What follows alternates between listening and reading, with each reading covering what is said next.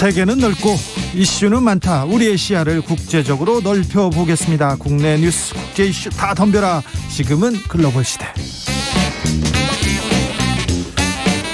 국제적 토크의 세계로 들어가 봅니다. 군사 외교 안보 전문가 김종대 전 의원 어서 오세요. 안녕하십니까. 세계적인 평론 스케일 이승원 평론가 어서 오세요. 네, 안녕하세요. 이승원입니다. 네. 추석입니다. 추석을 앞두고 이산가족 문제 해결하자. 권영세 통일부 장관이 북한에 공식 제의했습니다. 네.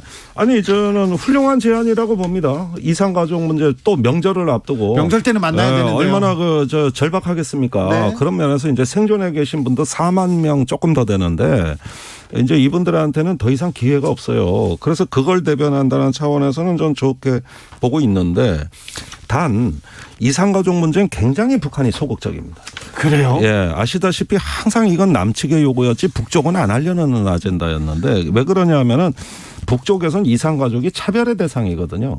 가족이 남조선에 있다 이런 자체가 네. 북한에서는 또 사상적인 어떤 의심이나 비판의 대상이 되기 때문에 항상 북한에서는 당국도 그렇고 의외로 이산가족에 대한 요구가 거의 안 나옵니다. 이거 인도적인 문제인데 그리고 형제인데 예. 핏줄인데 이거부터 풀어야죠. 그러니까 이념이 핏줄을 앞서니 피는 물보다 진했는데 이념이 더 진해버리니 이게 이제 분단의 비극인데 그런 면에서 이산가족 문제를 별도로 제안했다는 것은 사실상 북한이 응할 가능성은 아예 없다고 봐야 돼요. 사실은 또 이런 부분이 담대한 구상에 대한 북한 측의 아주 부정적인 반응이 나온 상태에서 이런 것들이 사실 이산가족들한테 위로는 되지만 문제는 실현 가능해야 되고 더군다나 이번 제안은 이렇게 100명씩 이렇게 소규모로 만나는 게 아니라 아예 근원적인 대책을 세워서 대규모로 만나자는 제안이거든요. 시간이 필요하고 또 갈 길이 머네요. 그러니까 이런 부분 금강산에서 지금 면에서도 마비돼 있고 화상면에도 지금 안 되고 그거 다 검토하다 안 된 거 아닙니까? 그런 점에서는 참 만시지탄이다 이런 생각이 드네요. 저는 이산가족 문제 당연히 제안을 할 수 있고 네. 만나야 되고 지금 이제 주로 70대, 80대, 90대 이런 분들이 이제 계신 거잖아요. 그래서 기회가 정말 없는데 두 가지죠. 비용, 비교 이건데 일단 의원 말씀하신 것처럼 북측에서는 이게 비용이 우리는 이제 뭐 교통이나 뭐나 이런 게 만나고자 하면 언제든지 만날 수 있지만 북한은 여러 가지 교통부터 해가지고 도로도 깔고 또 그렇죠. 건물도 지어야 되고 장소도 만들어야 돼요. 네, 그래서 정세현 전 통일부 장관님 이제 늘 나와서 말씀을 하시면 일단 비용이 많이 들기 때문에 우리가 생각하는 것처럼 북한에서 그렇게 쉽게 생각하지 못한다는 거예요. 아주 맞아요. 물리적으로. 예. 네. 또 하나는 비교가 되죠. 항상 이제 남한은 지금은 이제 더 이상 그렇게 믿는 사람이 얼마나 있을까 모르겠지만 남한은 어떻게 살고 뭐 이런 비교된다. 생활 양식 뭐 이런 게 있었는데 사실은 이제 만났을 때 이게 비교되는 거는 그동안 여러 차례 있었던 이산가족 상봉 중간에도 이제 확인이 됐던 그런 부분이고요. 이걸 다 차치하고 저는 솔직히 이 권영세 장관이 이산가족 문제 해결을 위해서 뭐 제안하겠다고 했는데 뉴스 보자마자 정말 뜬금없다는 생각을 했어요. 왜냐면 안 될 걸 알면서도 하는 거잖아요. 그리고 그게 지금 어떤 식이냐? 대통령이 담대한 구상이라고 이 북한 측에서 절대 받을 수 없는 그런 제안을 해놓은 다음에 이산가족을 하자고 하니 소위 진정성이 있는 건가라는 생각이 들고 오히려 전 이산가족 입장에서는 이 상황을 어떻게 바라보고 계실까 오히려 걱정스러운 좀 또 다른 희망 고문이 될 수 있어요. 그러니까 이게 같은 신중해야 얘기입니다. 되는 네네. 대목이에요. 지금 문제는 이제 마지막 신라처럼 희미한 희망이 남아 있을 때 이런 부분들이 북한에 의해서 냉대되거나 즉시 거부됐을 때는 그 절망감은 더 큰 거거든요. 더 상처받죠. 그러니까 네네. 이게 우려되는 사항이라는 거죠. 물밑으로 좀 접촉을 하거나 물밑으로 조금 어느 정도 가시적 성과를 만들어 놓고 던져야 하는데 그랬으면 좋겠다 그런 생각을 좀 해봅니다. 미국 얘기로 넘어가 볼까요? 네. 미국에서 인플레이션 감축법 한국산 전기차 어떻게 되느냐 보조금 받을 수 있느냐 없느냐 계속 걱정이 앞섭니다.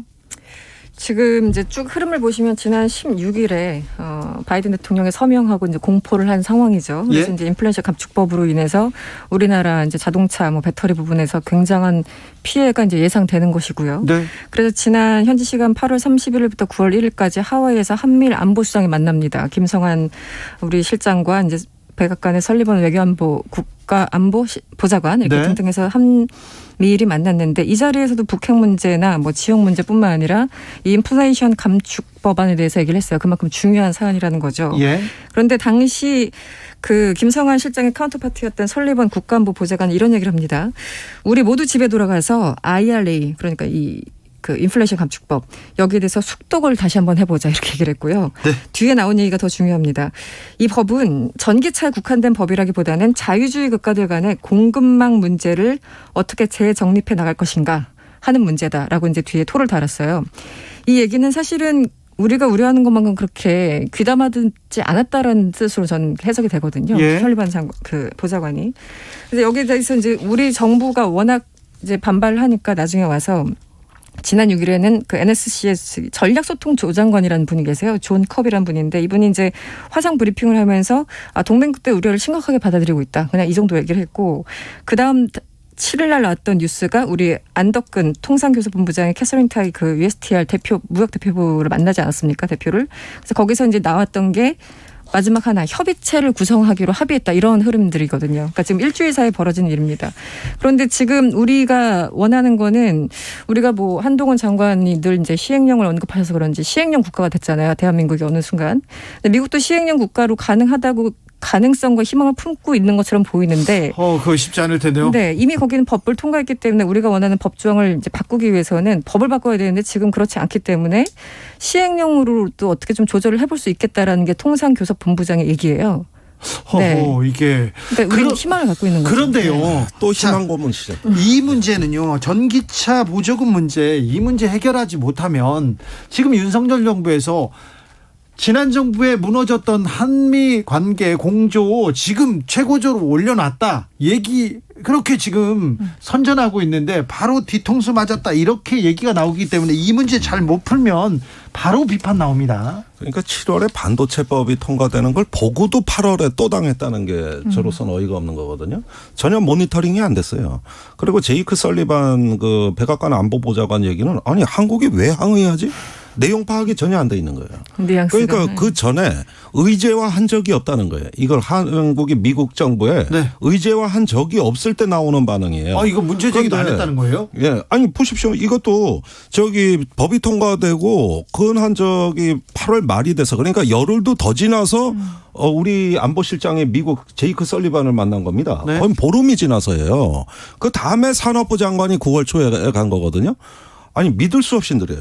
그 전에 현대차가 자기가 급해서 정의선 회장이 갔어요. 예. 예, 업체는 이제 급해서 그러는데 정부는 보름간 묵혔다가 그 전에도 모니터링 못했고 사후에 외양간을 소 일구도 못 거쳤던 겁니다.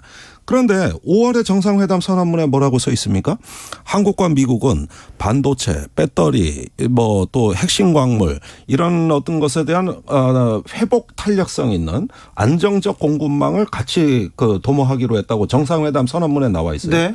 그 선언문이 나온 다음 대목이 뭐냐 하면은 그래서 이 공급망을 강화하기 위해서 한미 그 산업 분야의 장관급 대화를 개최하기로 했다. 이게 바이든 윤석열 대통령 그 회담 정상회담 내용입니다.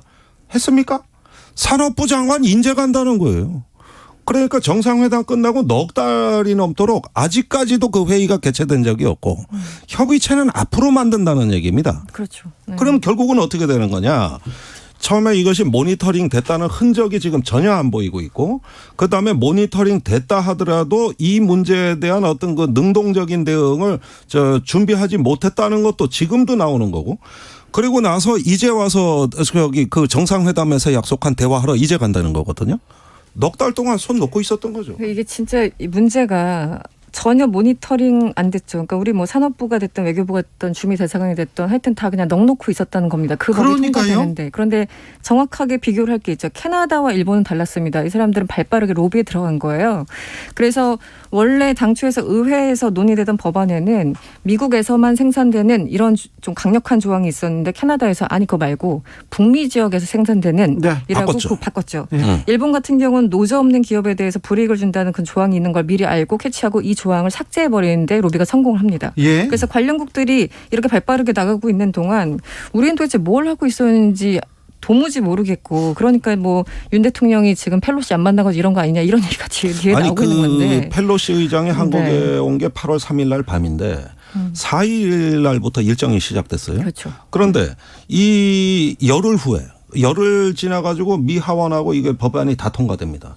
그러면 그 시점이 마지막 골든 타임이었다는 거예요. 마지막으로 한마디라도 해야 되는데. 아니 이게 동맹을 이런 식으로 대접할 거냐. 네. 그리고 하원 의장이 이거 감안해서 법안 처리해야 된다. 한마디도 안 못한 거예요. 그런데 이런 상태로 흘러가면서 미 대사관 쪽을 보니까 그 의회과가 있고 경제과가 있어요. 주한 미국 대사에. 네. 이런 거 하라고 조직 인력이 다 돼 있습니다.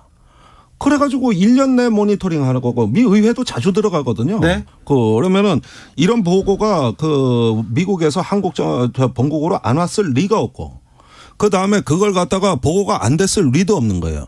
그런데 5월 정상회담 선언문만 믿고 결국은 바이든 대통령이 다 잘해주기로 했다고 믿고 그냥 넘어간 거 아닙니까? 이거 국정감사에서 정확하게 누가 잘못했는지 누가 손 놓고 있는지 그 부분이 규명이 안 되는 거예요. 규명해야 될 것 같습니다. 예. 보고를 받았냐, 그 다음에 어떻게 처리했냐 이 부분이 나와야 되는데 지금 정부 당국자들은 아무 말도 안 해요. 그냥 미국 가서 얘기하겠다는 건데 그런데 지금 미국 가서 그럼 해결이 된다느냐 전부 비관적이에요. 그건 아니, 정부에서 말하는 법이 것도 만들어졌잖아요. 네. 거기에서 무슨 한동훈 법무장관이 미국 가가지고 시행령으로 이렇게 하겠다 이게 되지 않습니다. 거기는. 이거는 중간 선거용이라 그랬기 때문에 중간 선거 때까지는 협의 자체가 안 됩니다. 그러니까 지금 그 이후에나 협의 가능하다는 게 산자부 통상교섭본부 입장이에요. 북미에서 조립한 전기차 이렇게 돼 있어요. 법조항에는. 그런데 지금 우리 정부에서는 이것을 조금 바꿔서 뭐 시행 규칙 좀 바꿔서 FTA 맺은 국가로 조금 수정하면 좋겠어라는. 조금이 아니라 이거 엄청난 거예요. 네. 근데 이 자체가 입법 사항이니까 지금 말씀하신 것처럼 다시 의회로 가지 않으면 힘들고 지금 바이든 대통령이 16일 날 이 인플레 감축법 사인한 다음에 너무너무 신났어요. 네. 그래가지고 가는 지금 중간선거 앞두고 스피치 할 때마다 한국을 비롯해서 한국을 또 콕 집어서 얘기를 합니다. 한국을 비롯해서 일본 등 많은 국가들이 미국으로 다시 돌아오고 있다. 여기 있는 노동력과 뭐 여러 가지 자본 환경에 대해서 긍정적으로 평가하고 있고 그래서 1,000억 달러의 미국 투자가 늘어났다. 이렇게 얘기를 하고 있어요. 그런데 이런 상황에서 우리가 뭔가 바꾸기로 한다면 그들 입장에서는 나 지금 잘 나가고 있는데 네.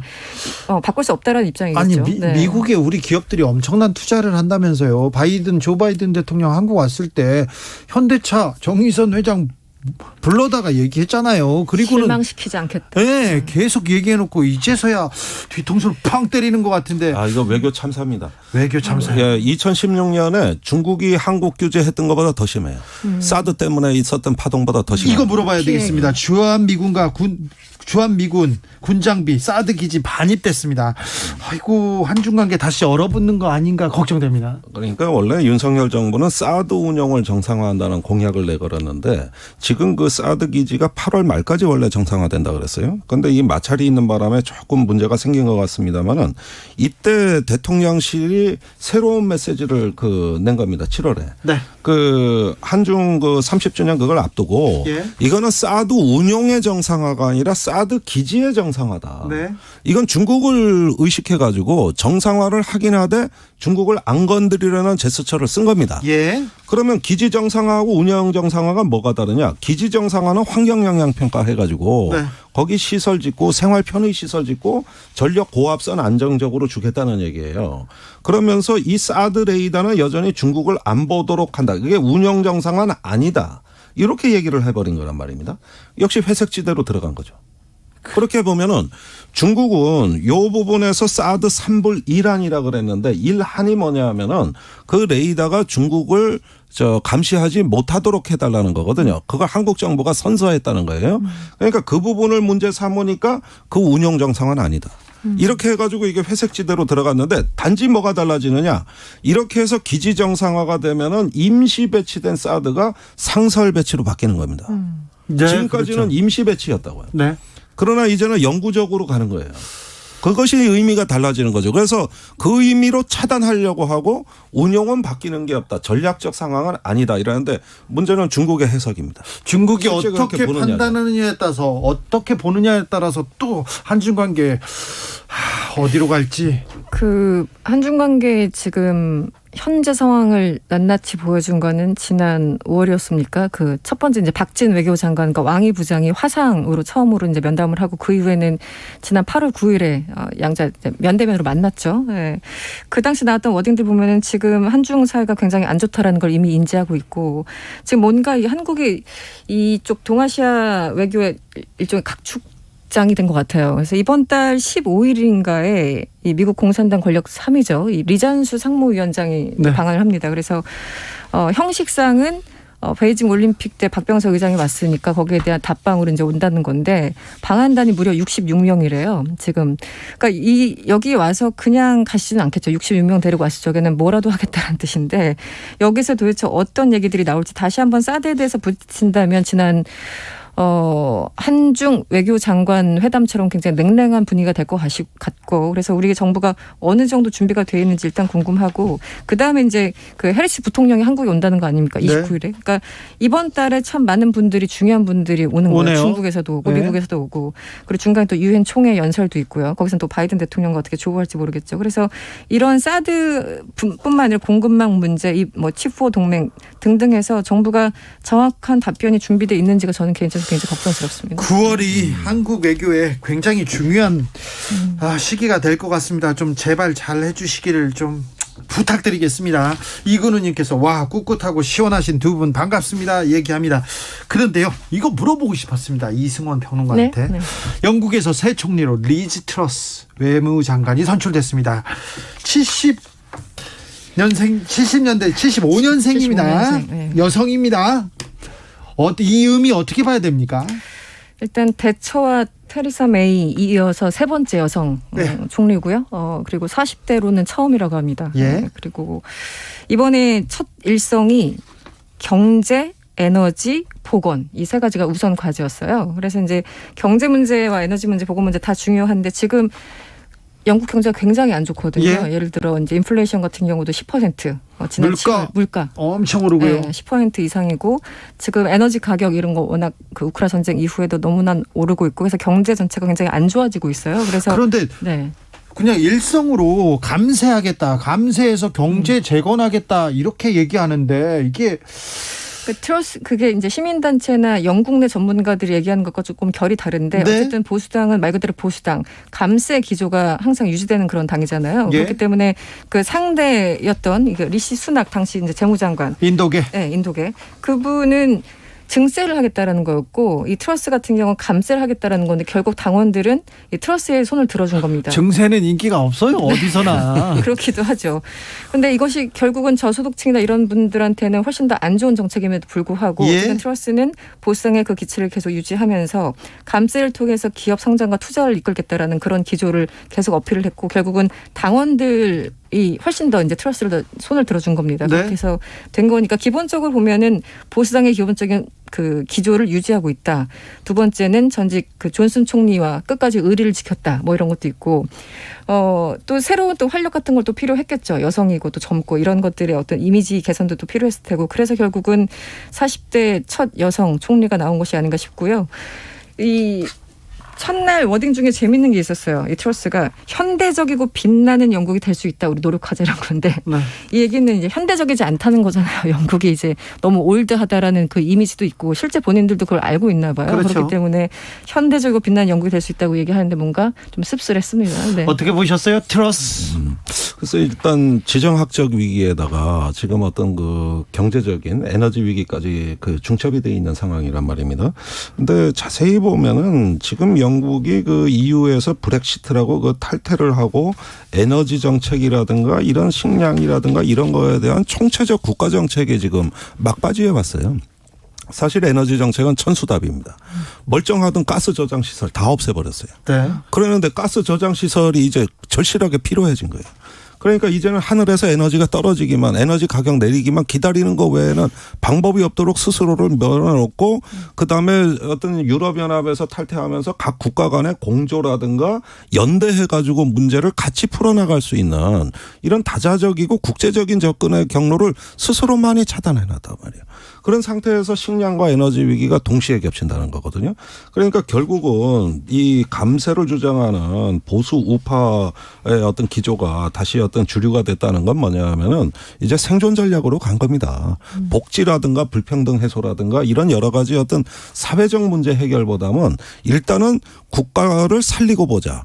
또 어쨌든지 간에 성장 위주의 이 기조만큼은 일단은 지키고 보자. 이런 최소한의 정책으로 지금 가버린 거거든요. 그런 면에서 저는 오히려 독일보다도 일본이 영국이 9월부터 훨씬 더 어려운 처지에 빠지는 거 아닌가 이런 생각도 좀 해보게 되네요. 영국의 기초 근간이 독일보다는 좀 더 허약하지 않나 이런 얘기도 합니다. 그런데 처음으로 인사를 했습니다. 인사를 했는데 부총리, 외무장관, 그다음에 내무장관, 재무장관, 빅4라고 하죠. 여기에 백인 남성이 없습니다. 네, 다 뭐 인도계 여성, 뭐 흑인, 흑인의 예. 그래서 외무장관, 내무장관, 재무장관, 부총리까지. 네. 그렇죠. 그래서 이것도 하나의 또 상징일 수 있을 것 같아요. 본인이 이제 워낙 이제 전형적인 백인 여성이지 않습니까? 네. 그래서 오히려 반대급부로 이런 분들을 임명한 게 아닌가 싶은데. 세상이 바뀌네요. 이 자체가 어쨌든 굉장히 좋은 시그널이 아닐까 싶어요. 저 개인적으로는. 네. 충격으로 받아들이는 영국인들 많더라고요. 그러니까 이런 어떤 그 보수 우익의 정책을 하면서 또 고립주의가 아니라 이렇게 유색인종 또 이렇게 배려하는 어떤 또 다른 일면을 보여줬다는 데는 나름 신선합니다. 그리고 이런 걸 통해 가지고 어떤 그 관심이 사회적 약자나 어떤 소수자들에게도 향할 수 있다면 굉장히 고무적인 일인데 네. 이것이 제스처로 끝나지 않기를 바랄 뿐인 것이죠. 인종차별이 조금 있는 나라인데 영국이 어떻게 변하는지 지켜보겠습니다. 지금은 글로벌 시대 김종대, 이승원 두 분 감사합니다. 고맙습니다. 추석 복 많이 받으세요. 감사합니다. 잘